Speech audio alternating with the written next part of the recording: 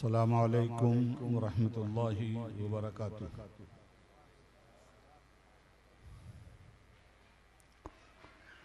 नहमदुहु व नुसल्ली अला हबीबिहिल करीम। अल्हम्दुलिल्लाह।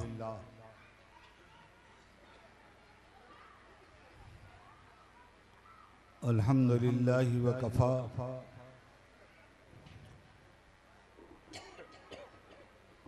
वसलामुन अला इबादिहिल्लज़ीना इस्तफ़ा। अम्मा बाद फ़अऊज़ु बिल्लाहि मिनश शैतानिर रजीम। बिस्मिल्लाहिर रहमानिर रहीम। उदउ इला सबील रब्बिका बिल हिकमति वल मौइज़तिल हसना वजादिलहुम बिल्लती हिया अहसन। आमन्तु बिल्लाह सदक़ल्लाहुल अलियुल अज़ीम। सदर इजलास शहजादगान हुज़ूर शम्सुल उलमा अलैहि रहमत व रिज़वान, स्टेज पे तशरीफ़ फरमा सादात किराम और उलमाए ज़वील एहतराम,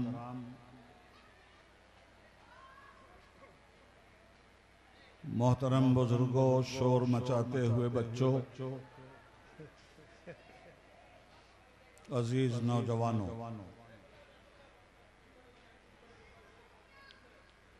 क़ब्ल इसके कि कुछ अर्ज़ किया जाए, आइए हम और आप नहायत ही अदब व एहतराम के साथ हासिल कायनात फ़ख्र मौजूदात अहमद मुश्तबा कमली वाले मुस्तफ़ा जनाब मुहम्मदुर रसूलुल्लाह सल्लल्लाहु अलैहि वालिहि वसल्लम की मुक़द्दस बारगाह में हदिया दरूद व सलाम पेश करने की सआदतें मुश्तरका तौर पर हासिल करने। बावाज़े बुलंद पढ़िए सल्लल्लाहु अला नबील उम्मी व आलिहि सल्लल्लाहु अलैहि वसल्लम। सलातन व सलामन अलैका या रसूल अल्लाह वसल्लिम अलैका या हबीब अल्लाह।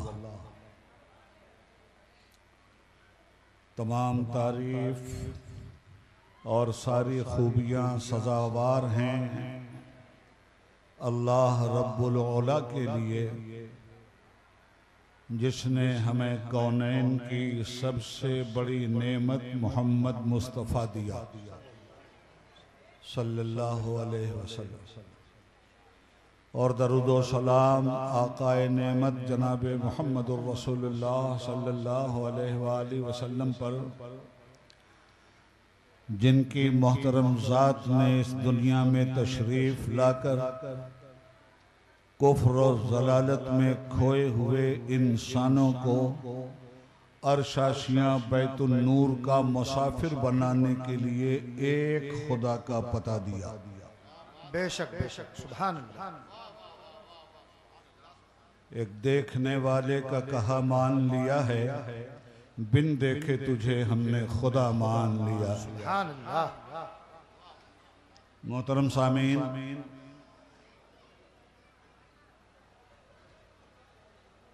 मैं सादाते किराम के हुक्म की तामील के लिए और अपने पुराने रिश्तों को और ज़्यादा मुस्तहकम करने के लिए जी जी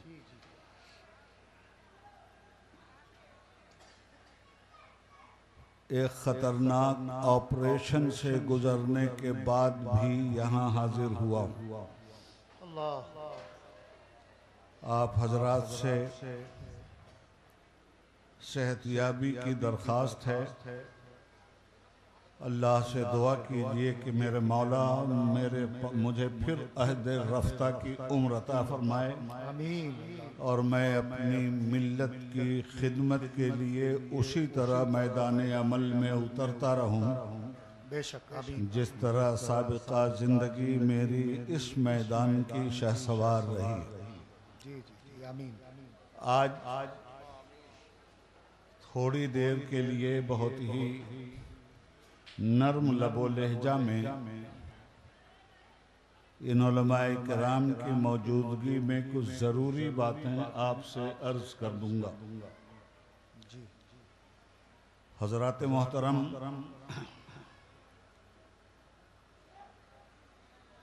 सबसे पहली बात जहन में ये रखनी चाहिए कि रब्बुल आलमीन ने हमें वो नेमत उज़्मा अता फरमाई जिसे कबूल कर लेने के बाद हमें लफ्ज़ मुसलमान का शर्फ अता हुआ। इस्लाम जैसी अज़ीम शान नेमत हम कलमा पढ़ने वालों का मुकद्दर बनी जी और हमें जो नबी दिया गया, जो रसूल अल्लाह की बारगाह से मरहमत हुआ, वो ज़ात है कि वो नबियों में रहमत लक़ब पाने वाला, मुरादें गरीबों की बर लाने वाला, वो अपने पराये का गम खाने वाला, मुसीबत में गैरों के काम आने वाला, उतर कर हिरा से सुए कौम आया और एक नुस्खे कीमिया साथ लाया। बेशक वो बिजली का कड़का था या सौते हादी, अरब की ज़मीं जिसने सारी हिला दी। मोहतरम सामीन, हमने जब इस्लाम कबूल कर लिया तो कुरान ने एक ज़बरदस्त लक़ब से हमें नवाजा और हमारे सरों पे खैर उम्मत का ताज रखा। जिसको जितना बड़ा ओहदा मिलता है उसकी जिम्मेदारी भी उसी तरह बड़ी होती है। जैसा नाम होता है वैसा ही काम भी मतलूब होता है। बेशक तो कुरान करीम कहता है कुंतुम खैरा उम्मा, मुसलमानों हमने तुम्हें खैर उम्मत बनाया। तो जब इतना ऊंचा मकाम दे दिया तो उतना ही ऊंचा काम भी दिया। जी उखरजत लिन्नास तअमुरून बिल मारूफ व तनहौना अनिल मुनकर व तुमिनून बिल्लाह। हमने तुम्हें कायनात में इसलिए बर्पा किया है कि तुम खैर उम्मत के मनसब पर मामूर होकर बिगड़ी हुई इंसानियत को नेकियों का हुक्म दो और जलालत के सहरा से इंसानों को निकाल कर बुराइयों का खात्मा कर दो। जी इसलिए कि वह तुमिनून बिल्लाह, तुम अल्लाह पे ईमान रखते हो। बेशक सुभान अल्लाह। मालूम यह हुआ कि एज़े मुसलमान हमारी ड्यूटी बनी कि हम समाज से बुराइयों को मिटाएं और भलाइयों को समाज पर गालिब कर दें। अब भलाइयों को गालिब करने के लिए और बुराइयों को मिटाने के लिए जो सबसे पहला काम हमारे जिम्मे आता है उसका नाम है दावत। जी और दावत भी दावत फी सबीलिल्लाह, अल्लाह की राह पर लोगों को चलने की दावत देकर जहन्नम से इंसान को बचाने की कोशिश करना और जन्नतुल फिरदौस के दरवाजे पर आलमे इंसानियत को ले जाकर खड़ा कर देना। भाई सुनिए साहब, ऐसे तकरीर नहीं हो, ये बंद कीजिए। यही सब मुसीबत है। जी पढ़िए दरूद पाक। अल्लाह थोड़ी तो संजीदगी बरतिए। बहुत अहम बातें मैं आपसे कह रहा हूं, मैं चिल्ली चिल्ला नहीं करता। बरगे हिना पे लिखता हूं मैं दर्द दिल की बात, शायद के रफ्ता रफ्ता लगे दिलरुबा के हाथ। अब आपकी जिम्मेदारी है लोगों को भलाई की दावत देना, और आपकी जिम्मेदारी है समाज से बुराइयों को जड़ से उखाड़ कर फेंक देना। यह है आपकी जिम्मेदारी एज ए मुस्लिम। और साथ ही साथ ये तो उमूमी तौर पर हर मुसलमान की जिम्मेदारी है कि जिस नेमत को इसने हासिल किया वो नेमत दूसरों तक पहुंचा दे। मगर इसी के साथ साथ कुरान करीम कहता है कि इन जनरल तो सबकी जिम्मेदारी, मगर खुसूसियत के साथ अगर सब इस सारी जिम्मेदारियों को पूरा न कर सकें तो फर्ज किफाया की शक्ल में तुम्हारे अंदर एक गिरोह तो ऐसा जरूर होना चाहिए जी जी बेशक जो इस फर्ज को पूरा करने के लिए गली गली, नगर नगर, शहर शहर, डगर डगर जाए और इंसानियत को जहन्नम की झुलसती हुई आग से बचाए। सुनो और गौर से सुनो बात हजरात, तो उसके लिए क्या करना पड़ता है? दावत देनी पड़ती है। आपको अपने बच्चों की शादी करनी है तो आप दावत देते हैं, वलीमा करते हैं तो दावत देते हैं, तो दावत दी भी जाती है और दावत ली भी जाती है। दावत देने वाले को क्या कहते हैं? उसे कहते हैं दाई, और जिनको दावत दी जाती है उन्हें क्या कहते हैं? उन्हें कहते हैं मदऊ। वो लोग जिन्हें दावत दी गई, और वो जो दावत देने वाला है दाई है, जिनको दावत दे रहा है वो मदऊ है जी। तो दावत देने वाले कौन? क्या बात, जो कलमे के हामिलीन हैं वही ना हजरत। सुभान अल्लाह सुभान अल्लाह। और दावत किन्हें दी जाएगी?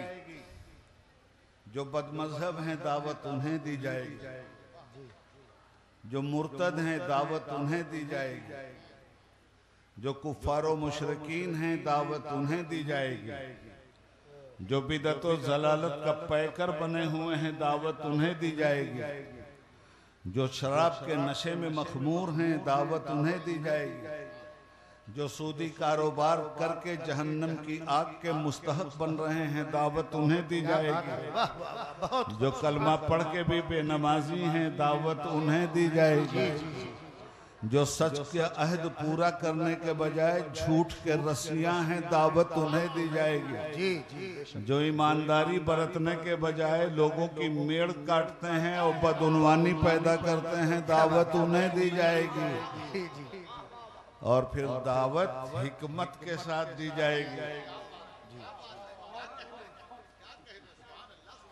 दावत हिकमत के साथ, दावत आस्तीन चढ़ा कर नहीं दी जाती, क्या बात है, दावत खबीस मरदूद कह के नहीं दी बहुत जाती। खूब सुभान अल्लाह। नारे तकबीर, नारे रिसालत, खतीबे हिंदुस्तान अल्लामा उबैदुल्लाह खान आज़मी जिंदाबाद। दावत आजिज़ी से दी जाती है, दावत इनकिसार से दी जाती है, दावत मोहब्बत से दी जाती है, दावत उन्स से दी जाती है, दावत इखलाक से दी जाती है, दावत किरदारो अमल से दी जाती है, दावत अकीदे की मुस्तहकम चट्टान पे खड़े होकर दी जाती है। वाह वाह वाह, बहुत खूब सुभान अल्लाह सुभान अल्लाह। तो अब इस दुनिया में उम्मत एक ही है, वो है रसूल पाक की उम्मत। बेशक और जितने इंसान पैदा हो रहे हैं सब हुजूर की उम्मत। जी जी। हुजूर के आने के बाद से लेकर क़यामत की सुबह तक जो भी इंसान पैदा होगा, चाहे वो मुसलमान के घर में पैदा हो या गैर मुस्लिम के घर में पैदा हो, हैं दोनों रसूलुल्लाह की उम्मत। जी जी। अब इस फलसफे को समझना पड़ेगा। जो कलमा पढ़ रहा है वो भी रसूल की उम्मत, और जो कलमे से एहतराज कर रहा है वो भी रसूल की उम्मत। जो कलमे का वफादार वो भी नबी की उम्मत, जो कलमे का गद्दार वो भी नबी की उम्मत। उम्मत होने के मामले में ये सब, चाहे वो मुस्लिम हो कि गैर मुस्लिम हो, सब रसूल पाक की उम्मत। अब उम्मत में हो गए दो तबके, दो गरोह हो गया इस उम्मत में। जिन लोगों ने हुजूर की दावत कबूल कर ली वो हैं उम्मत इजाबत, जी, दावत कबूल करने वाली उम्मत। और जिन लोगों ने अब तक दावत कबूल नहीं की है वो हैं उम्मत दावत, जिन तक दावत पहुंचाना उम्मत इजाबत की है जरूरत। और इसीलिए उम्मत इजाबत को बनाया खैर उम्मत। जी जी जी, बेशक, सुभान अल्लाह। तो अब दावत देने वाले आप, दावत देने वाला दाई मुसलमान, तो दावत किसको आप देंगे? दावत जाएगी गैर मुस्लिम के पास, दावत जाएगी भटके हुए इंसान के पास। अब ये दावत देने के लिए आपको खुद जाना है। जी, कभी दावत जुबान देती है, ये भी हिकमत है। कभी दावत आंखों की हया देती है, ये भी हिकमत है। कभी दावत हाथ का मजलूमों की हिमायत के लिए उठना और जालिम का हाथ पकड़ना, ये भी दावत की हिकमत है। जी, कभी भली राह पे चलने के लिए कदमों को महमेज करना और बुराइयों की राह पे जाने से मुतअल्लिक 3 तलाक दे देना, ये भी उम्मत की दावत और हिकमत है। तो दावत उसी वक्त कामयाब होती है जिसका ताल्लुक हिकमत से हो। जी जी, बेशक। और फिर हिकमत के साथ मौइज़त भी है।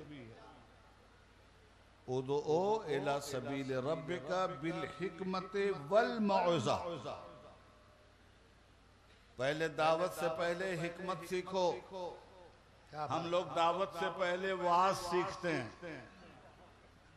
हम लोग दावत देने से पहले तकरीर सीखते हैं।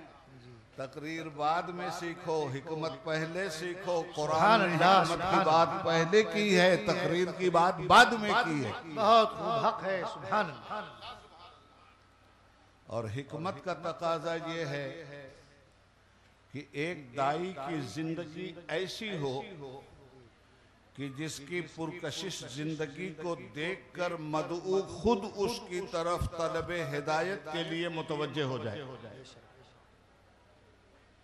बिला हिकमत के दावत। एक शख्सियत आई थी इस मुल्क में दावत देने के लिए, उदो इला सबील रब्बिका, रब के रास्ते की दावत।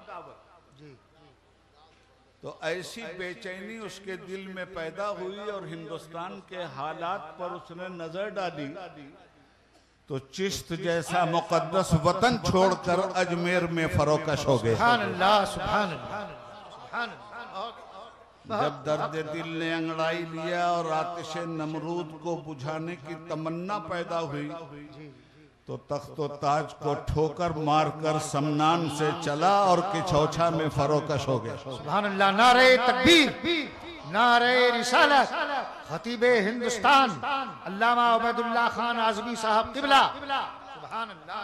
ये वो लोग थे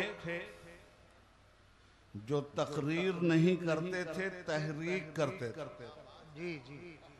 और तकरीर जो करते थे वो ऐसी हिकमत के मंबा थे कि उनकी खामोशी पर हजारों तकरीरें निछावर हो जाया करती थी। सुभान अल्लाह। वो सिर्फ जुबान से तकरीर नहीं करते थे, जी, वो हाथों से भी तकरीर करते थे, पैरों से भी तकरीर करते थे, धड़कते हुए दिल से भी तकरीर करते थे, सदाकत की जुबान से भी तकरीर करते थे, पाकीज़ा समाअत से भी तकरीर करते थे, निगाहों की हया से भी तकरीर करते थे। अल्लाह। अब जैसे ऐसे हकीमों को जब लोगों ने देखा और ऐसे दाइयों पर मदऊ की नजर पड़ी तो अभी उन्होंने कुछ पढ़ाया नहीं था। उन्होंने सिर्फ अपने अमल से नबी का इखलाक दिखलाया था, उनका नजरिया रहमो करम दिखलाया था, गरीबों की खिदमत की थी, कोढ़ियों का कोढ़ धोया था, भूखों तक राशन पहुंचाया था, प्यासों को पानी पिलाया था, ज़ईफ़ों की खिदमत की थी, बच्चों पे रहमो करम किया था, बड़ों का रिस्पेक्ट किया था। नतीजा क्या हुआ? इस अमली और फिक्री दावत का नतीजा ये हुआ कि आज ये जो हिंदुस्तान में आप 25-30 करोड़ दिखलाई दे रहे हो, आज जो बांग्लादेश में 25-30 करोड़ दिखलाई दे रहे हो, आज जो पाकिस्तान में 22 करोड़ दिखलाई दे रहे हो, ये उसी दावत हिकमत का नतीजा है जिन्होंने उदो इला सबील रब्बिका बिल हिकमत वल मौइज़ा पे अमल करते हुए वजादिलहुम बिल्लती हिय अहसन का भी नजारा दुनिया को करवाया था। और जब उनको देखने वालों ने देखा था, मदऊनीन ने उनका इखलाक देखा, उनका प्यार देखा, उनकी आजिज़ी देखी, उनकी सादगी देखी, रब की बारगाह में उनकी बंदगी देखी, उनका तवाज़ो देखा, उनका हुस्न इखलाक देखा, हुस्न अमल देखा, उनकी तहजीब देखा, तमद्दुन देखा, कल्चर देखा, तो इतना प्यारा लगा लोगों को कि कहने लगे, है ख्वाजा, जब तुम इतने अच्छे हो तो तुम्हारे नबी कितने अच्छे रहे। सुभान अल्लाह, सुभान अल्लाह। नारे तकबीर, नारे रिसालत, ख्वाजा का हिंदुस्तान, अल्लामा अबैदुल्लाह खान आज़मी साहब क़िबला, सादाते किराम। हमें भी पढ़ाओ वही जो तुम पढ़ते हो, हमें भी सिखाओ वही जो तुम सीख के आए हो। हजरात, मालूम यह हुआ कि दाई का काम मदऊ से जुड़ना, जी जी, मदऊ को झटकना ये दाई का काम नहीं। फॉर एग्जाम्पल, देखिए मैं 3 देर बोला, थकान हो गया, जी जी, 14 घंटे का ऑपरेशन है। बहरहाल मैं तो ये सोच करके चल पड़ा हूं पूरे मुल्क में एक बार फिर कि उबैदुल्लाह आज़मी, तुम बीमार हो तो तुमसे ज्यादा तुम्हारी कौम बीमार है, डॉक्टर तुम्हारा इलाज करेंगे, तुम अपनी कौम के अंदर जाकर अपने रसूल की बात सुनाओगे। सुभान अल्लाह, सुभान अल्लाह। मौजूद सामीन, बहुत बड़ी चीज है दावत,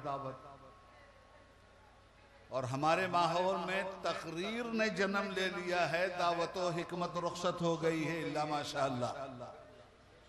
नतीजे में कोई इनकलाब नहीं आ रहा, नतीजे में कोई तगय्युर नहीं, कोई तबद्दुल नहीं।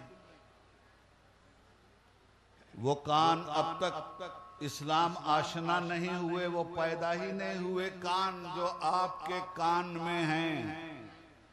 कान में कान नहीं पैदा हुआ, आंख में आंख नहीं पैदा हुई, दिल में दिल नहीं पैदा हुआ, जुबान में जुबान नहीं पैदा हुई। इस जुबान से आप निजात नहीं पा सकते। ये जुबान जब सदाकत का जामे शीरी पीती है तब हजरात अंजाम खैर का रास्ता निकला करता है। हमारी जुबानें तो मुहतमिले सिद्क़ को किज़्ब होकर रह गई। तो हमें सच्चाई का आईना देखना चाहिए। हम मुसलमान हैं, हमारी जिम्मेदारी है दुनिया को रास्ते पे लाने की, मगर तू ही नादा चंद कलियों पर कनाअत कर गया, वरन गुलशन में इलाजे तंगिए दामा भी था। आह किसकी आरज़ू आवारा रखती है तुझे, आह किसकी आरज़ू आवारा रखती है तुझे, राह तू रहबर भी तू, राही भी तू, मंजिल भी तू। जो कौम दावत देने के लिए पैदा हुई थी उसके वजूद से अदावतों का ज़हूर हो रहा है। जो कौम बुराइयां मिटाने के लिए पैदा हुई उस कौम का समाज बुराइयों का पैकर बन गया।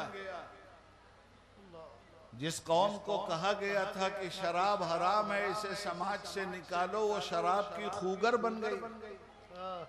जिस कौम से कहा गया था कि सूद हराम मुतलक है, वो कौम सूद को हुनर समझने लगी। जिस कौम से कहा गया था कि जहालत हरफे गलत है, वो कौम इल्म से दूर हो गई। इस कौम ने आज तक इस बात को नहीं समझा कि जहाँ जहालत होगी वहाँ इस्लाम नहीं होगा, और जहाँ इस्लाम होगा वहाँ जहालत नहीं होगी। जहाँ झूठ होगा वहाँ इस्लाम नहीं होगा, और जहाँ इस्लाम होगा वहाँ झूठ नहीं होगा। जहाँ इस्लाम होगा वहाँ सूद नहीं होगा, और जिस माशरे में सूद और हराम होगा वहाँ इस्लाम नहीं होगा। जहाँ बेईमानी और बदनवानी होगी वहाँ इस्लाम नहीं होगा, और जहाँ इस्लाम होगा वहाँ बेईमानी और बदनवानी नहीं होगी। अब जरा सोचिए आप, जमाना, आप तो दाई थे, मगर मधु से ज्यादा बदतर बन गया समाज, और जमाने ने ठोकर पे रख लिया आपको। जमाना आपका जुर्म ये समझता है कि आप मुसलमान हैं। बुलडोजर चल रहा है तो मुसलमान होने के जुर्म में, घर छीने जा रहे हैं तो मुसलमान होने के जुर्म में, मॉब लिंचिंग हो रही है तो मुसलमान होने के जुर्म में, SIR के जरिए वोट की कटिंग हो रही है तो मुसलमान होने के जुर्म में, रिस्क के दरवाजे हुकूमती एतबार से बंद हो रहे हैं तो मुसलमान होने के जुर्म में, तालीमी पॉलिसी लाकर इस्लाम को खत्म करने की नापाक साजिश हो रही है तो मुसलमान होने के जुर्म में। जमाने ने आपको मुसलमान समझा, और यही आपका जुर्म ठहरा, और इसी जुर्म के नतीजे में ये सारी मुसीबतें आप पर लाद दी गईं। मगर क्या वाकई हम मुसलमान भी हुए? कलमा भी पढ़ा, शराब भी पिया, कलमा भी पढ़ रहे हैं, ज़िना भी कर रहे हैं, कलमा भी पढ़ रहे हैं, सूद भी खा रहे हैं, कलमा भी पढ़ रहे हैं, इस्लाम से नाआशनाई के मुर्तकिब भी हो रहे हैं। तो मुसलमानों, जब दाई के मनसब से हट गए हो तुम, तो नतीजे में दो जिल्लतों का शिकार तुम्हें होना पड़ा। जमीन के ऊपर इस जुर्म में मार खा रहे हो कि तुम मुसलमान हो, और जमीन के नीचे मुनकर नकीर इस जुर्म में तुम्हें ठोकेंगे कि तुम जमीन पर मुसलमान थे कब। न इखलाक तुम्हारा सही था, न किरदार तुम्हारा सही था, न जुबान तुम्हारी सही थी, और न नजरियात तुम्हारे सही थे। जुबान ने कह भी दिया ला इला तो क्या हासिल, दिलो निगाह मुसलमान नहीं तो कुछ भी नहीं।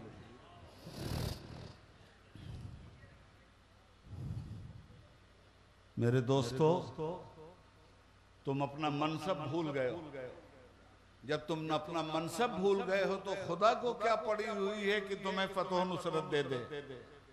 फतह नुसरत के लिए तस्बीह हिलाने से फतह नुसरत नहीं मिलती, वजीफा सिर्फ पढ़ने से फतह नुसरत नहीं मिलती। अगर फतह नुसरत अगर इसी तरह मिलती तो मदीने में बैठ के दुआ काफी थी। मगर मदीने में दुआ बैठ के काफी नहीं समझी गई, पहले मैदान जिहाद में उतारा गया, फिर दुआ कबूल की गई। सुभान अल्लाह, सुभान अल्लाह। 420 रुपये का तावीज गले में डालकर जन्नत की लालच, क्या बात है। ऐसे ही जन्नत मिल जाएगी। आज अपने हालात को देखो, तुम दुनिया को ईमानदार बनाने के लिए पैदा किए गए हो। तुम्हारी ही बेटियां मुर्तद हो रही हैं। उबैदुल्ला आजमी के पास रिपोर्ट है, और जब से मैं ऑल इंडिया मुस्लिम फसल्ला बोर्ड का वाइस प्रेसिडेंट हुआ हूं, मेरे पास रिकॉर्ड के बेपनाह दफातर हैं। मुझे ये कहते हुए दुख होता है कि तुमने अपनी बेटियों को जो मोबाइल दिया, तुमने अपनी बेटियों को जो खुली हुई आजादी दी, तुमने अपने बच्चों के ऊपर जो शिकंजा इखलाकी एतबार से नहीं कसा, तुमने अपने बच्चों को मस्जिद से वाबस्ता नहीं किया, और नतीजे में आज पूरे हिंदुस्तान में 8 लाख मुस्लिम लड़कियां कुफ्फारो मुशरिकीन के घर में पहुंच गईं। अल्लाह।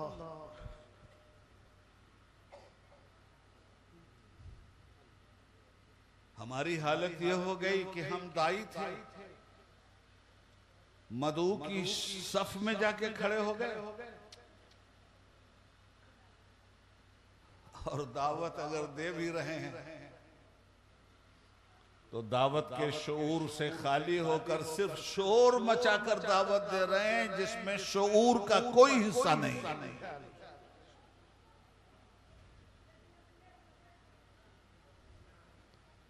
तल्ख जुबान इस्तेमाल की जा रही है, गाली गलूच तक हमारे स्टेज पे आ चुका है। जी जी जी। बेअमली का मुजाहिरा अब तक तो आवारा गलियों में होता था, अब दाढ़ी मोछ और साफा और शेरवानी पहनकर उस स्टेज पे हो रहा है जिसको मिंबर रसूल कहते हो। काबा किस मुंह से जाओगे गालिब, शर्म तुमको मगर नहीं आती।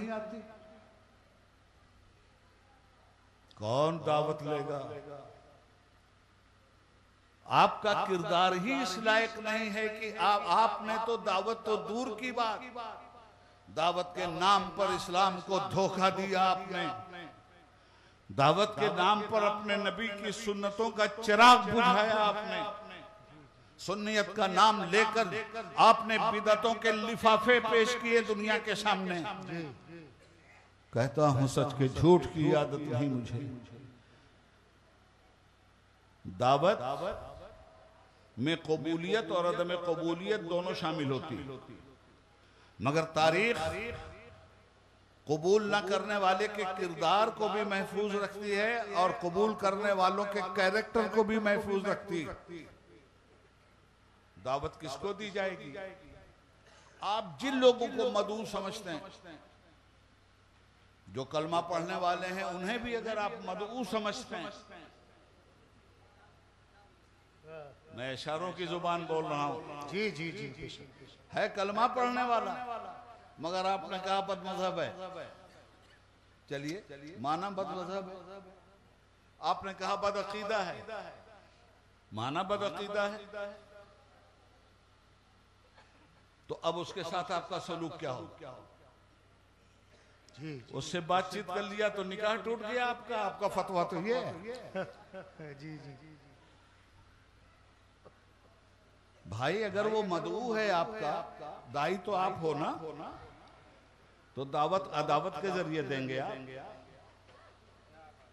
आपने दस्तरखान बिछाया, हजरत के यहाँ हम आए, बड़े प्यार से दावत दी, दावत के दस्तरखान पे आए, देखा कि हर तरह की लजीज मशरूबात मौजूद,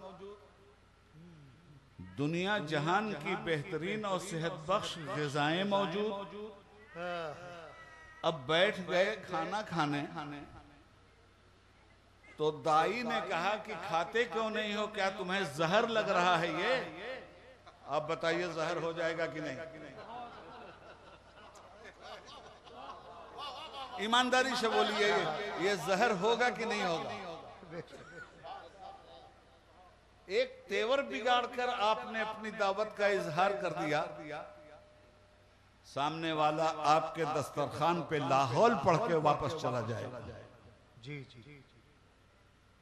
तो जब आप ईमान के रास्ते में मदऊ को दावत देंगे, तो मदऊ को मरदूद कह के दावत देंगे, खबीस कह के दावत देंगे। और जब मदऊ को सीधे सीधे आप खबीस ही कहिएगा, मरदूद ही कहिएगा, तो वो दावत आपकी कब कबूल करेगा? क्या बात है, वाह बहुत। दावत तो नहीं हुई सैयद साहब, दावत हो गई। तो इस्लाम की दावत इस तरह कभी नहीं दी गई। आप हुजूर की जिंदगी देखिए, हम अगर किसी मदऊ के घर पे चले जाएं तो आप हमारा निकाह तोड़वा देते हैं, हम उसके साथ अखलाकी तौर पे बैठ के खाना पीना खा लें तो हम सुलह कुल्ली बना दिए जाते हैं। अपने आका को देखते हैं तो हुजूर कभी अबू जहल के डेरे पे जाते हैं, कभी अबू लहब के डेरे पे जाते हैं, कभी अबू सुफियान के डेरे पे जाते हैं और दावत तौहीद पेश करते हैं। क्या बात है, सुभान अल्लाह। नतीजे में मदऊ गाली भी देता है तो हुजूर दुआओं के फूल बरसाते हैं। अल्लाह, सुभान अल्लाह। किससे सीखे हम दावत का तरीका? आपकी कचकुलाही से, आपकी नाम नेहाद आलम पनाही से।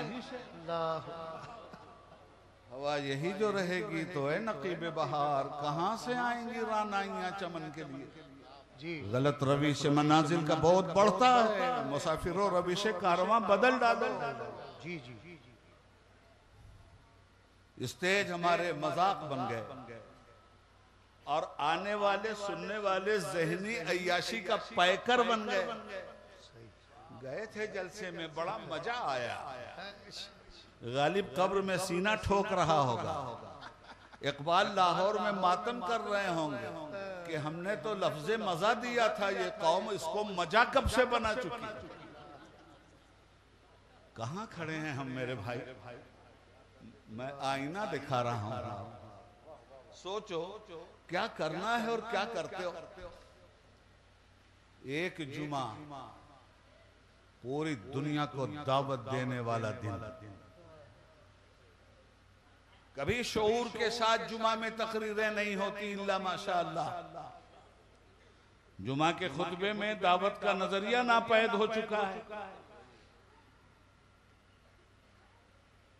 ये तरीका होता है, हिकमत के साथ दावत दीजिए। हजार हजार मुसलमान बैठा है, एक एक घंटा वो मस्जिद में बैठ के कुर्बान कर रहा। इस जलसे में शोर शराबा कर सकता है, मस्जिद में ये मुसलमान शोर शराबा नहीं करता और उसमें आपका खुतबा कोई असर नहीं डाल रहा है। आपकी दावत वही मुसलमान नहीं कबूल कर रहा है जो सर झुका के आपका खुतबा सुन रहा है। निकला और हफ्ता भर ना आपका उसको सलाम ना उसका आपको सलाम। हाँ, एक हफ्ते के बाद जरूर हिंदुस्तान के किसी कब्रिस्तान से निकलकर फिर वो जुमा के दिन आपकी मस्जिद में दिखलाई देता है। जी जी, आप सोचें, एक घंटा अगर मुसलमान जामा मस्जिद में बैठा है पूरे हिंदुस्तान का, जरा घंटे का हिसाब तो ले लीजिए, कितने हजार घंटे हैं। और इसमें आपने दिया क्या उसको? न उसकी फिक्र बदली आपने, न उसका जहन बदला आपने। क्यों? इसलिए कि आपको के पास दावत का सही तरीका है ही नहीं। आप खुद साख्ता दाई बन गए। आप नबी करीम सल्लल्लाहु अलैहि वसल्लम की दावत के महवर को निगाह में रखकर अगर दावत देते तो सिर्फ इस मिंबर से आपकी दावत नहीं होती। जब आप चलते तो जमीन के जर्रे इस दावत पे महर तस्दीक सब कर देते। हजरात, यकीन मानिए कि मैं देखकर पूरे मुल्क में इस बीमारी में भी एक आदमी लेके घूम रहा हूं। मैं देख रहा हूं हालात क्या है। और ये बातें मैं 1984 से कह रहा हूं, जब शाह बानो केस में मेरी गिरफ्तारियां हो रही थी। जब से कह रहा था मुसलमानों होशियार हो जाओ, मुसलमानों मस्जिदों से वाबिस्ता हो जाओ, सिर्फ मस्जिद बनाने में फख्र मत करो, नमाजी बनने में फख्र करो। नहीं सुनी गई बात, नहीं सुनी गई बात। और नतीजा क्या हुआ? ईसाइयों के यहाँ संडे टू संडे था, मुसलमानों ने जुमा टू जुमा कर दिया। इतना एहसास मर गया। हम उस वक्त से देख रहे थे, हमारी पार्लियामेंट की तकरीरें सुनिए, हम उसमें देख रहे हैं, हम उसमें कह रहे हैं आप लोग क्या चाहते हैं? आप हिंदुस्तान के मुसलमानों को हिंदुस्तानी नहीं समझते, आप अपने नजरियात की बुनियाद पर हिंदुस्तान को मुसलमानों को चलाना चाहते हैं, आप अपनी फिक्र की बुनियाद पर हिंदुस्तान को मुसलमानों को चलाना चाहते हैं, आप मुसलमानों को गुलामी की जंजीरों में बांध कर हिंदुस्तान में रखना चाहते हैं। देखो 2002 का मेरा लेक्चर और पार्लियामेंट के रिकॉर्ड पे है। आप हिंदुस्तान को स्पेन बनाना चाहते हैं। मेरे दोस्त, मैंने बहुत पहले इनकी नीयत को भांप लिया था, पार्लियामेंट में इनको नंगा किया था। और तुम्हें भी मैंने ये समझाया था, तुमने मेरी बात नहीं मानी, और आज नतीजा सामने आ रहा है। तुम्हारे दीन से तुमको निकालने की पूरी तैयारी हो चुकी है। और इसी जिस बदअमली के साथ हमारी कौम कलमा पढ़ रही है, जिस बदअमली के साथ हमारी कौम कलमा पढ़ के नमाजें छोड़ रही है, जिस दिन हथौड़े पड़ने शुरू हुए और घर बुलडोज होने शुरू हुए और रास्ते बंद हुए और एनआरसी के कैंप लग गए, उस दिन अल्लाह मेरी जुबान में खाक डाल दे मेरे मौला। जो कुछ कहने जा रहा हूँ ये मेरे मालिक उसे खत्म कर दे मेरे मौला, उसे पलट दे। मैं ये देख रहा हूँ कि हाँ स्पेन बनने जा रहा है। अल्लाह काश ऐसा ना हो मेरे अल्लाह, मैं जो देख रहा हूँ उसको पलट दे। आमीन। ये हिंदुस्तान स्पेन बनने जा रहा है। अल्लाह। इस मुल्क में हुकूमतें इसलिए बनती हैं दोस्तों कि इस मुल्क के भूखे लोगों के लिए रोटी रोजी का इंतजाम किया जाए, इस मुल्क के बीमारों के लिए हॉस्पिटल और डॉक्टर और दवाओं का इंतजाम किया जाए, इस मुल्क के जाहिल लोगों के लिए इल्म के स्कूल खोले जाएं, इस मुल्क के किसानों के लिए मईशत के दरवाजे खोले जाएं, इस मुल्क के बेरोजगार लोगों के लिए रोजगार फराहम किए जाएं। हुकूमत इसलिए बनती है, पार्टी इसलिए होती है।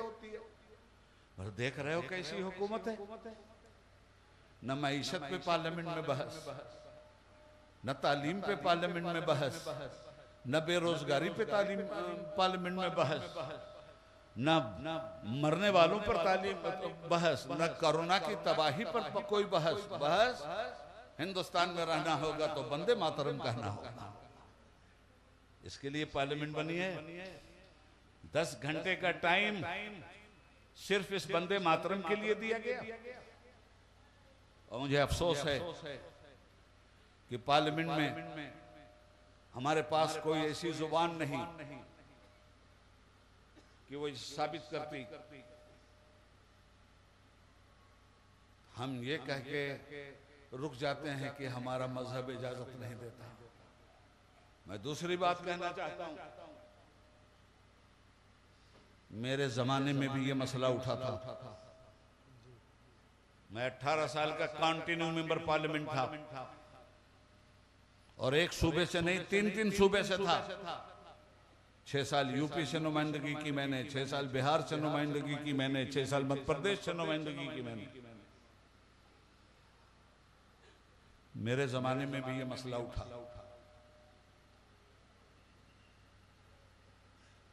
और पार्लियामेंट में वंदे मातरम पर बहस छिड़ी।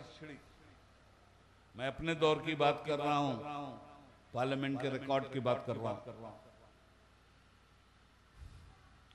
हजरत में दाखिल हुआ, एक नया एमपी आया था बीजेपी का, नाम था उसका जुदेव। वो फौज का कर्नल था, रिटायर होकर के आया था। उसे अपर हाउस में बीजेपी ने भेजा था, कर्नल जुदेव। अब जब मैं दाखिल हुआ मौलाना, तो मुझे देख करके उसने कहा कि आजमी साहब जय श्री राम। मैंने कहा कर्नल साहब जय इस्लाम। मुरली मनोहर जोशी बाजू में थे। अरे कहा बेटा किसको छेड़ दिया, वो हम लोगों की खैर तो रखता नहीं, तो नया रंग रूट है, संभल के बोल। और उसके बाद इसी वंदे मातरम पर बहस हुई। मुसलमान नहीं पढ़ता, गैर मुस्लिमों में ये तासुर पेश किया जाता है कि मुल्क का गद्दार है, मुल्क की वफादारी का गीत नहीं गाता।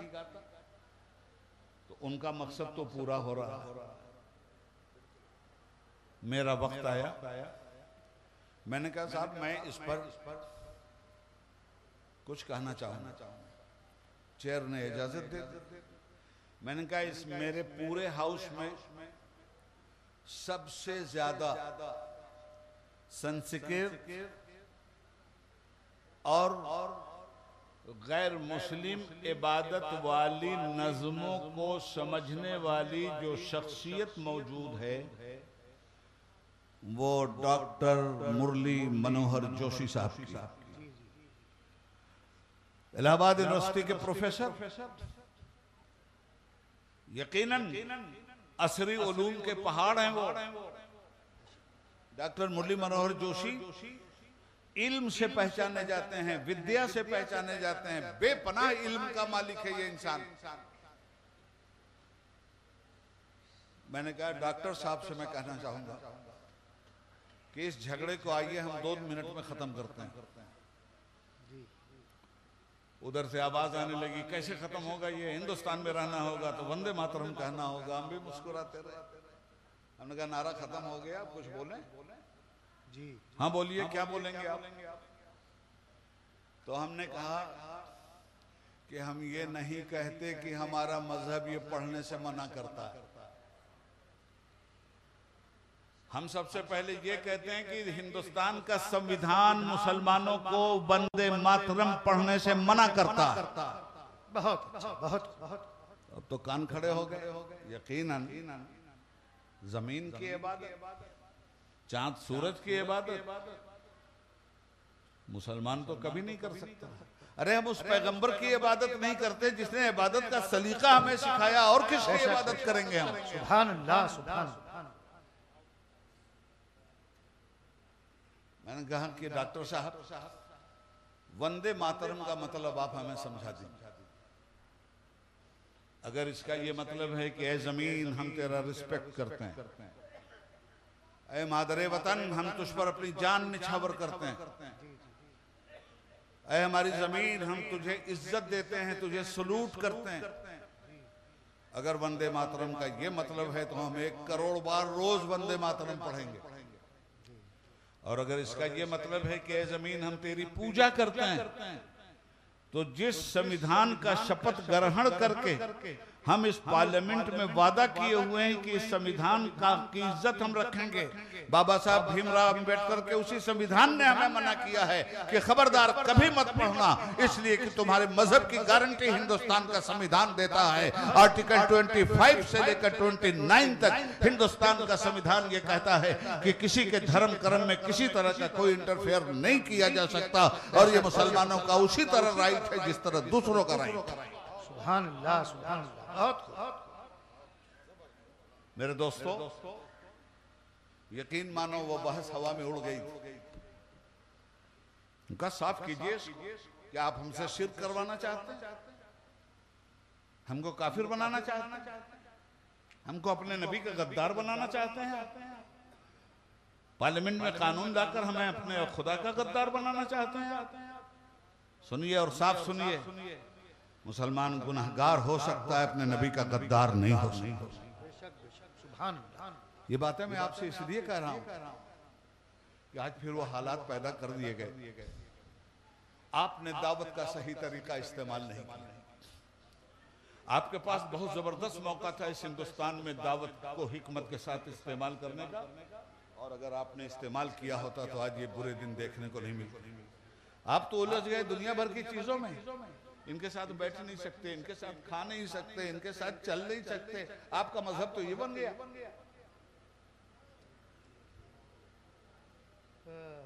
यही मखदूम समनानी है, यही मखदूम बिहार है, यही मखदूम बंगाला है, यही सुल्तानुल हिंद है, यही महबूबे इलाही। आप जरा देखें गैर मुस्लिमों को कैसे अपनाते थे वो, गैर मुस्लिमों के पास कैसे जाते थे वो। अरे हालात को बदलने के लिए मुसलमानों, तुम्हारे दीन ने तुम्हें ऐसे ऐसे रास्ते दिए हैं कि तुम मुसलमान तो बन के दिखलाओ, सारी दुनिया इस्लाम कबूल करेगी। तुमने तो खुद इस्लाम से गैर मुस्लिमों को दूर कर दिया जी। हमारा तुम्हारा अमल देखकर गैर मुस्लिम कहता है कि इस्लाम इन्हें यही सब सिखाता। वो भी झूठ बोले, हम भी झूठ बोले, वो भी सूद खाएं, हम भी सूद खाएं, वो भी बेईमानी करें, हम भी बेईमानी करें, वो भी जहालत करें, हम भी जहालत करें, वो भी जुल्म करें, हम भी जुल्म करें। कौन सा इस्लाम मान रहे हैं हम, और किस मुसलमान की बात कर रहे हैं? इसलिए जहन में इस बात को रखना मेरे दोस्तों। मैं क्या अर्ज करूं आपसे, दावत हिकमत के साथ दो, और मैं बताऊं कैसे हिकमत थी। मैं नबी पाक सल्लल्लाहु अलैहि वसल्लम के हवाले से तुमसे बात करूंगा। सुनो, इधर देखो। कितना सताए गए थे हुजूर, और कितना सताए गए थे हजरत बिलाल, और कितना सताए गए थे सुहेब रोमी, और कितना सताए गए थे अम्मार इब्न यासिर, और खुद जनाब यासिर कितना सताए गए थे, खुद जनाब सुमैया कितना सताई गई थी। मक्के की धरती पर, मक्का के पहाड़ पत्थर के, मक्का वालों के दिल पत्थर के, उनके हाथों में भी पत्थर आपके लिए। कौन सा आतंकवादी कोड़ा था जो नबूवत के ऐलान के बाद 13 साल तक मुसलसल मुसलमानों की पुष्ट पे नहीं पड़ता रहा?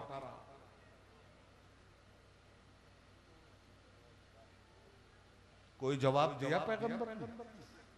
फस्बिरु या आले यासिर, सब्र की चट्टान पे खड़े रहो ईमान की मजबूती के साथ। यहां तक कि पैगंबर को कत्ल करने की साजिश की गई, देश निकाला किया गया, एनआरसी लगा दी गई। और ये एनआरसी मुफ्ती साहब घबराने की जरूरत नहीं है, हर पैगंबर पे लगी थी। औला तऊदुन फी मिल्लतिना ला तुखरिजुन मिन अर्दिना, हमारी मिल्लत में वापस आओ वरना एनआरसी लगा देंगे, हमारी मिल्लत में वापस आओ वरना वतन से बाहर कर देंगे।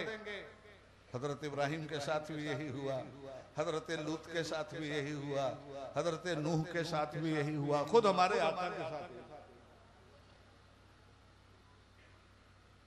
मदीना चले गए और जब हुजूर को मालूम हुआ कि मेरे दुश्मन भूख से मर रहे हैं मक्का में, कहत पड़ गया है मक्का में, तो मेरे आका ने मदीना के उन गरीब मुसलमानों से चंदा किया जी, और 500 दिरहम हुजूर ने मक्का भेजा सरदार मक्का कुफ्र के सरदार अबू सुफियान के पास, और फरमाया ये अबू सुफियान को ले जाके दे दो, मेरे मक्की भाई भूख से मर रहे हैं, ये मुसलमानों का तोहफा है, ये है सुन्नत रसूल। सुभान अल्लाह। कहाँ खड़े हैं आप? नारे तकबीर, नारे रिसालत, खतीब हिंदुस्तान अल्लामा अबदुल्ला खान आज़मी, उलमा अहले सुन्नत, सादाते किराम। और 8 साल का कलील अरसा गुजरा, काया पलट गई। सुलह हुदैबिया, हजरत उमर जैसा आदमी कहता है दब के सुलह हो रही, हम हक पे हैं तो क्यों दबें? हजरत अबू बकर कहते हैं उमर ये अक्ल यार का साथ छोड़ दो, इश्क़ पायदार का दामन थामो, सुलह कौन कर रहा है ये देखो। वमा यंतक़ु अनिल हवा वाली जुबान सुलह कर रही है, इन हुवा इल्ला वह्युन यूहा वाली जुबान सुलह कर रही है, इन्नका लाला खुलुक़ुन अज़ीम वाला किरदार सुलह कर रहा है। उमर सल्ला का इल्ला रहमतल लिल आलमीन वाला अफ़आल सुलह कर रहे हैं। उमर अक्ल नापायदार जिस सरहद पर जाकर खत्म हो जाती है नबूवत की, अक्ल की इब्तिदा वहीं से शुरू होती है। सुभान अल्लाह, सुभान अल्लाह, बहुत हक। बड़ी बेचैनी थी ना, सुलह शिकस्त लग रही थी ना, इसी सुलह से फतेह मुबीन के दरवाजे खुले कि नहीं खुले? जी जी। और हुजूर को किस दुश्मनी में निकाला गया? 360 और 420 माबूदा ने बातिल के इश्क में अल्लाह के रसूल को निकाला गया था मक्के से। अजी 8 ही साल तो गुजरे। अब देखो हुजूर के किरदार ने, हुजूर के अखलाक ने, सुलह हुदैबिया की उस शिक ने मिलने जुलने का रास्ता पैदा किया। मक्का वाले मदीना वालों से नहीं मिल सकते थे, मदीना वाले मक्का वालों से नहीं मिल सकते थे, एक कबीला दूसरे कबीले से नहीं मिल सकता था। सुलह हुदैबिया ने यह रास्ता खोल दिया। अब मक्का वाले मदीना आने लगे, मदीना वाले मक्का आने लगे, ताइफ वाले मदीना आने लगे, मदीना वाले ताइफ जाने लगे, लोग एक दूसरे को देखने लगे, कुफार और मुशरिकीन उन लोगों का किरदार देखने लगे कि हमारे ही जैसा तो कैरेक्टर था, आज इतना पाकीज़ा कैसे हो गया, हमारी तरह तो ये झूठ बोलते थे, आज सच्चाई के अमीन कैसे हो गए, हमारी तरह तो शराब पीते थे, आज शराब से दूर कैसे हो गए। वो तूफान मचा कि 13 साल में जितने लोग मुसलमान नहीं हुए थे इस 8 साल में, जी हर कुफ्र की हर बंजर जमीन पे इस्लाम की खेती होने लगी। जो भी परचमे शोले सुर्ख लहरा रहा था नमरूदी, रहमतुल्लिल आलमीन की रहमत भरी निगाहों ने अश्के नदामत इस तरह का दिया मुसलमानों को कि इस अश्के नदामत ने उस जहन्नम की आग को बुझा दिया। मोती समझ के शाने करीमी ने चुन लिए कतरे गिरे मेरे जो रकीम फैल। क्या हुआ? जिन लोगों ने हुजूर को बुतों के इश्क में मुब्तला होकर मक्के से निकाला था, ये वही लोग तो थे कि फतेह मक्का के मौके पर हुजूर के इश्क में मुब्तला होकर बुतों को निकाल रहे थे।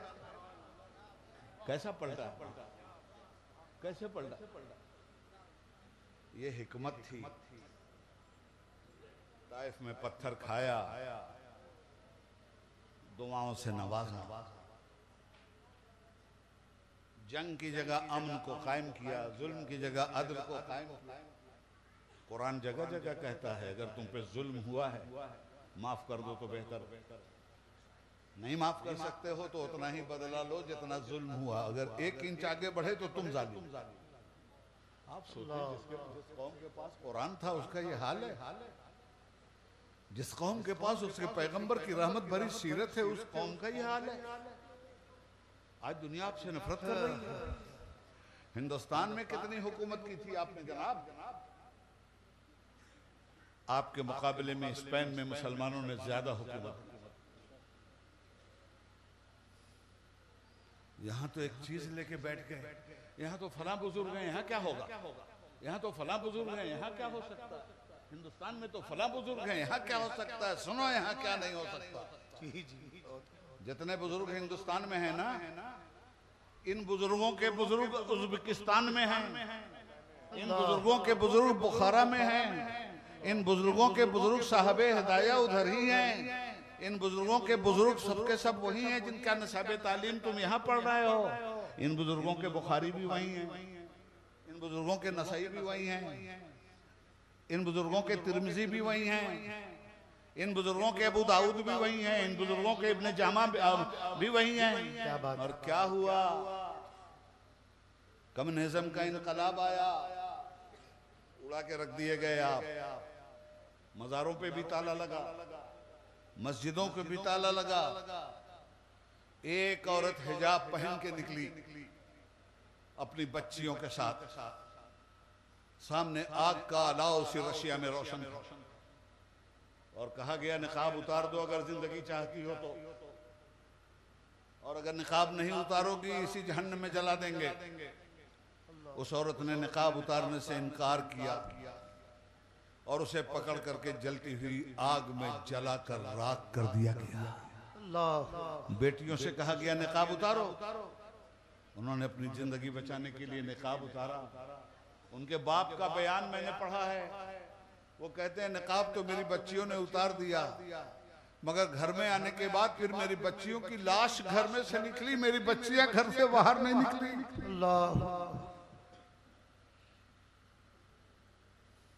हुस्ने अमल पैदा करो और सही मानों में मुसलमान बनो। मस्जिद बनवाए हो तो मस्जिद की इज्जत करो, मस्जिद से अपना रिश्ता जोड़ो। करने चला था घर से इबादत खुदा की, मैं मस्जिद को जाते जाते मज़ारों में खो गया।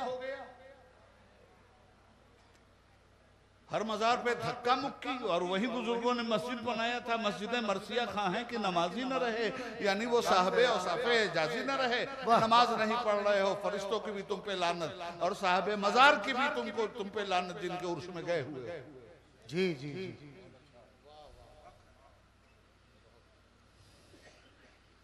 मेरे भाइयों, मैं क्या क्या बोलूं और क्या ना बोलूं, बहुत तड़पता हूं मैं। सच बोलूं तो अपने गाली देते हैं, साहबाने जो बहुत अफ्तार गाली देते हैं। कोई काफिर बनाता है, कोई सुलह कुल्ली बनाता है, मालूम नहीं क्या क्या बनाते हैं। ये जन्नत के ठेकेदार भी हो गए और जहन्नम के दरोगा। क्या करें भाई, सारा अख्तियार इनके हाथ में आ गया। हमने को बद हुजूर को समझाए जाएंगे, मानो न मानो जाने जहां अख्तियार है। या अय्युहल्लज़ीना आमनू आमिनू बिल्लाहि व रसूलिही, ऐ ईमान का दावा करने वालों, तुम ईमानदार बनो, तुम ईमान लाओ। किससे कहा जा रहा है? हम जैसे कलमा पढ़ने वालों से कहा जा रहा है। ऐ कलमे के दावेदारों, तुम ईमान लाओ। ऐ ईमान का दावा करने वालों, तुम ईमान लाओ। अरे हम तो लाए भाई, अब फिर क्या ईमान लाए? जी नहीं, आपने कलमा पढ़ा, ये आपका दावा है। हुजूर की सुन्नतों पे अमल, ये दावे की दलील है। तो सुन्नत की जगह बिदअत। अरे हुजूर तो आए थे, कुफ्र की जगह इस्लाम कायम करके दिखलाया, शिर्क की जगह ईमान कायम करके दिखलाया, बिदअतों की जगह सरकार ने सुन्नतों के चिराग जला दीजिए। हम तो इसके अमीन थे ना मेरे भाई, छोड़ न दिया सब। तो बजाय इसके कि हम मदऊ के लिए दाई बनते, खुद हमने अपनी बदअमली से इस्लाम का दामन दागदार कर दिया। कौन आएगा इस्लाम के करीब? और कौन है जिम्मेदार इस्लाम से दूर मुसलमानों को गैर मुस्लिमों को करने का? है घर में इस्लाम, यहाँ के नारा लगा लो। घर की तो चौखट के अंदर तुमने इस्लाम को दाखिल नहीं होने दिया। तुम्हारे शादी ब्याह में इस्लाम है, तुम्हारी मंगनी के रस्म में इस्लाम है, तुम्हारी मेहंदी की रस्म में इस्लाम है, तुम्हारे चौक और बारात की रस्म में इस्लाम है, तुम्हारे नाच और डीजे की रस्म में इस्लाम है। 200 बाराती ले जाकर के एक गरीब औरत के घर पे उसके माँ बाप का खेत बिचवा करके जहेज ले रहे हो, इस्लाम है। क्या बात! तुमने निकाल दिया अपने घर से इस्लाम को, तो ठीक है, तो इस्लाम को तुमने निकाल दिया, भुगतो। अल्लाह ताला के हबीब ने फरमाया था, जब मेरी कौम बदअमल हो जाएगी तो उस पर जालिम हाकिम मुसल्लत हो जाएंगे। आज हो रहा है कि नहीं? मेरी परेशानी यह है दोस्तों कि मैं एक मौजू पर मुस्तकिल बोलने का आदी, मैं उससे 1 इंच इधर उधर नहीं हटता। जी जी। मगर आज मैं मुतफर्रिकात पर बोल रहा हूँ, दावत के तनाजुर में। बेशक बेशक। और सिर्फ इसलिए बोल रहा हूँ कि कहीं से तो कोई शाखे अमल पकड़ लो, कहीं से तो इखलाक के शजर के साए में आ जाओ, कहीं से तो अपने मुस्तफ़ा से सच्ची मोहब्बत का इजहार करो। जी जी। कोई नारा आ जाए और खेल शुरू। कानपुर से एक नारा चला, आई लव मोहम्मद।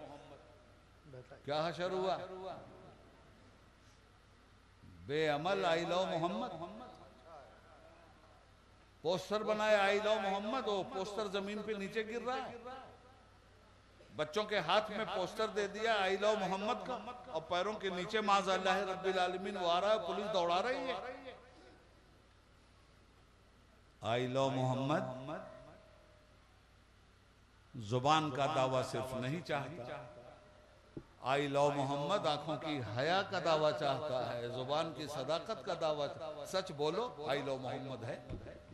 झूठ छोड़ो, आई लव मोहम्मद है सल्लल्लाहु अलैहि वसल्लम।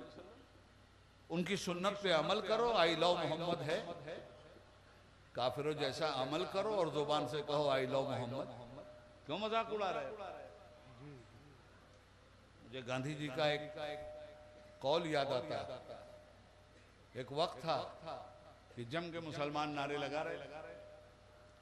गांधी जी ने अपनी निजी महफिल में अपने साथियों से कहा कि इन मुसलमानों के नारे तकबीर से खौफजदा होने की जरूरत नहीं, इनके नारे तकबीर में कोई दम नहीं। ये नारे तकबीर जब अबू बकर ने लगाया था तब इनकलाब आया था, उमर ने लगाया था तब इनकलाब आया था, इमाम हुसैन ने लगाया था तब इनकलाब आया था, इमाम हसन ने लगाया था तब इनकलाब आया था, अहले बैत अलैहिस्सलाम ने लगाया था तब इनकलाब आया था। इन बेअमल मुसलमानों के मुंह से लाख नारे तकबीर निकले, कोई इनकलाब नहीं आने वाला। जी जी।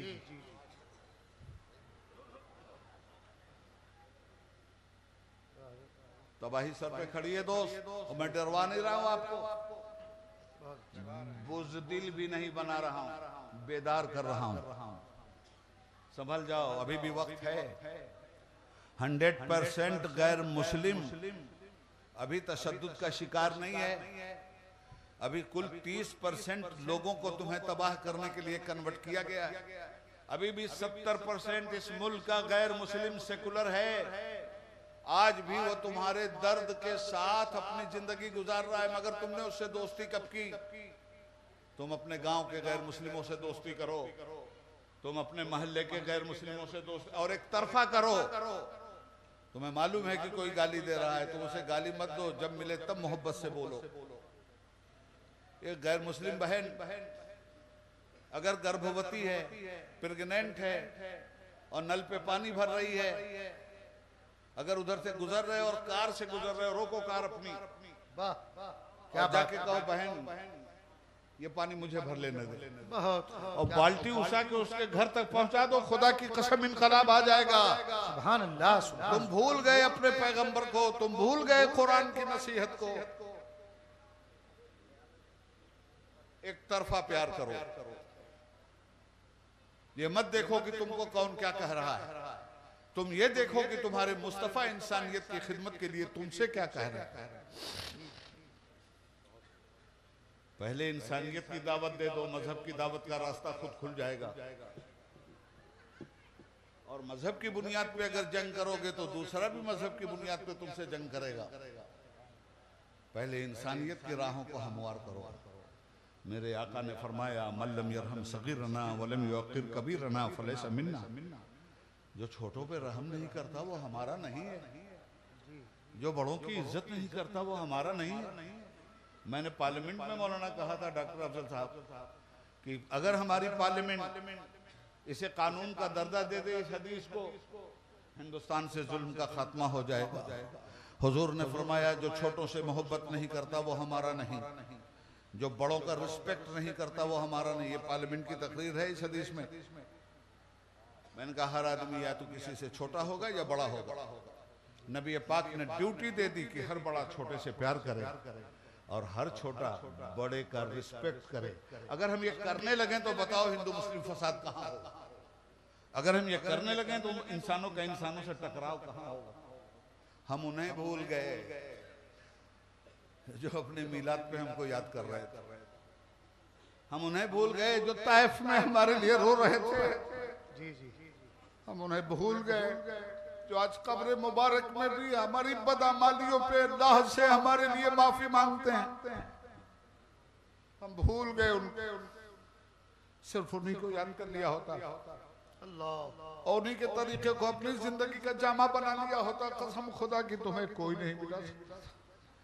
तुमने तो अपने मिटने पे खुद सिग्नेचर की, क्या करेगा? अभी वक्फ का मामला, 8 लाख जायदादों पे तलवार चल रही, चिल्ला चिल्ला के मर गए। उम्मीद पोर्टल के जरिए रजिस्ट्रेशन करा लो। 5 दिसंबर आखिरी तारीख है, खुदा के लिए होश में आओ। क्या कहूं मैं आपसे? कितनी ज्यादा गफलत की चादर ओढ़ के हमारी कौम सोई है मेरे भाई।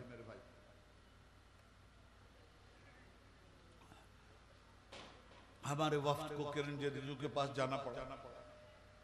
हम इस गवर्नमेंट के मिनिस्टर के वकालती वजूर के पास हमारा वफ्द हमने भेजा, मुस्लिम सल्ला बोर्ड का। टाइम बढ़ाओ, तुम्हारी मशीनें खराब थी इसलिए नहीं हो सका। और इतना ही नहीं था कि उनकी मशीनें खराब थी, हम भी खराब। कुछ तो करो मेरे भाई। कोई नहीं कर रहा। निकल कर खानकाहों से अदा कर रस्म शब्बीरी। उलट दी जाएंगी खानकाहें, छीन लिए जाएंगी तुम्हारी जायदादें। तुम्हारे बुजुर्गों ने जो हजारों लाखों एकड़ जमीनें दी थी, बुलडोजर चल जाएंगे। मस्जिदों पे बुलडोजर चल रहे हैं, मजारों पे चलने में कितना टाइम लगेगा?